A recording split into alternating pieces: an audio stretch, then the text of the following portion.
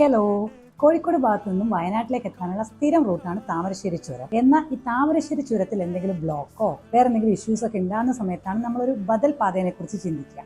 അപ്പോഴാണ് കുറ്റ്യാടി ചുരം ചില സമയത്തൊക്കെ ആൾക്കാർ ട്രാവൽ ചെയ്യാനൊരു ഓപ്ഷൻ ആയിട്ട് എടുക്കുന്നത്. നമ്മളാണെന്നുണ്ടെങ്കിലും ഞാനൊക്കെ കുട്ടിക്കാലത്ത് എപ്പോഴോ കുറ്റ്യാടിക്ക് പോകേണ്ട ഒരു സാഹചര്യം വന്നപ്പം മാനന്തവാടി ആ ഭാഗത്തുനിന്ന് കുറ്റ്യാടിയിലേക്ക് വന്നിട്ടുണ്ടെന്നല്ലാതെ കുറ്റ്യാടി ചുരം വഴി ട്രാവൽ ചെയ്തിട്ടേ ഇല്ല അല്ലാതെ ഈ അടുത്ത കാലത്തൊന്നും.